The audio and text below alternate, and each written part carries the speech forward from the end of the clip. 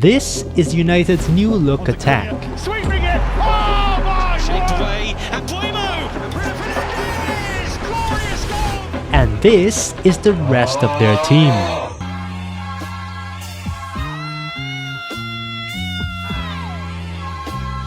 If there's one thing United signings of Cunha and Mbeumo reveal, it's that the club firmly believes the disastrous 2024-25 season was primarily down to a lack of firepower. Having so far not brought in any significant midfield or defensive reinforcements for the upcoming season, the club is seemingly hoping that either their current players will step up or that a surge in goals scored will help paper over the cracks further back in the team. The attacking potential is certainly there. Mbeumo scored 20 Premier League goals for Brentford last season, a tally no United player has reached since Robin van Persie 12 years ago. Cunha had his most prolific season with 15 goals and 6 assists for Wolves. And while Bruno Fernandes's 8 league goals for United pales in comparison to his new teammates, his 10 assists suggest he could shine yet again with higher quality players around him. Plus, with rumors of a new striker in the mix, the excitement is palpable. However, there's a real concern that United could end up as a top-heavy entertainer side, able to score goals but just as likely to concede them at the other end. Amorim faces several tactical dilemmas once again. In Amorim's preferred 3-4-3 formation, it's nearly impossible for a double pivot to cover the vast space in midfield. Where he positions Fernandes, whether as one of the two number 10s or in central midfield, will largely hinge on the remainder of United's transfer activity this summer. But given that Fernandes started in midfield for most matches since Amorim took over last November, as well as in 3 of the 5 pre-season friendlies this summer, it's safe to assume he'll continue to play there in some capacity. The club captain's improvement in key areas of his game last season has made him a more viable option in deeper positions. However, since Fernandes isn't your typical box-to-box player, Amorim still faces the dilemma of selecting the best partner to pair him with. Among the current options, Casemiro is the best fit, but at 33, he lacks the pace and intensity he once had to cover space. Manuel Ugarte, who was brought in last summer, offers mobility but isn't the ball carrier or passer Amorim seeks. If Ugarte or Fernandes loses possession higher up the pitch, which they often do, United's defense would be put on the back foot, as neither has the athleticism to recover and win the ball back quickly. This scenario is simply too much for just 2 players, especially in the fast-paced Premier League of 2025, where transitional play is on the rise once again. One potential solution could be to regularly deploy Euro and Heaven as wide centre-backs, at least until Lisandro Martinez returns from injury.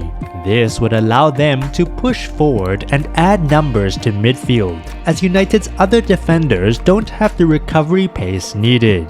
Amorim may also tailor Fernandes's partner according to the strengths and weaknesses of their opponents. Against teams that defend deep and are difficult to penetrate, he might opt for Casemiro or Kobbie Mainoo, leveraging the former's passing range and the latter's ability to maneuver through tight spaces. Conversely, against more aggressive, front-footed opponents, Ugarte or Toby Collier could be selected for their stamina and tackling skills. By the way, if you're enjoying the video so far, subscribe so you don't miss out on our future videos. The arrival of Mbeumo in the right number 10 position has necessitated a more nuanced re-evaluation of the right wing-back role. During his time at Sporting, Amorim initially converted fullbacks into wingbacks before adapting conventional wingers for that position.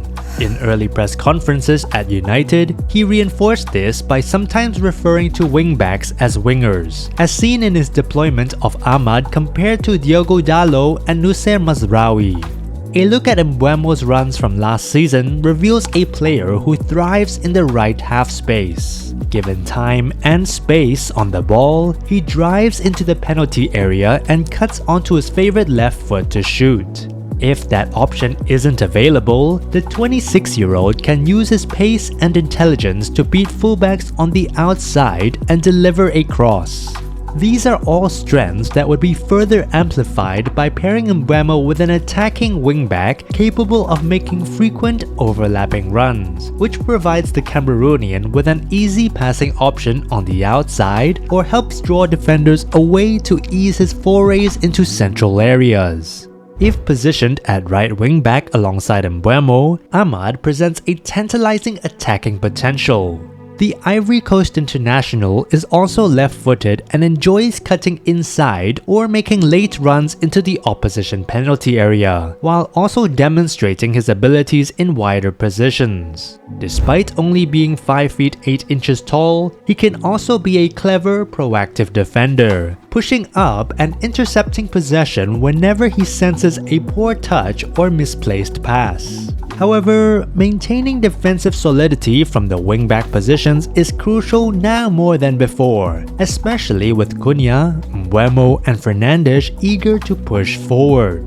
Dalot has the athleticism required for the role, capable of making overlapping runs and sprinting back when required, but it is his erratic crossing that can limit his effectiveness in attack. Conversely, while Mazraoui is a reliable performer, he struggles as a dominant 1v1 defender, which can cause issues further back.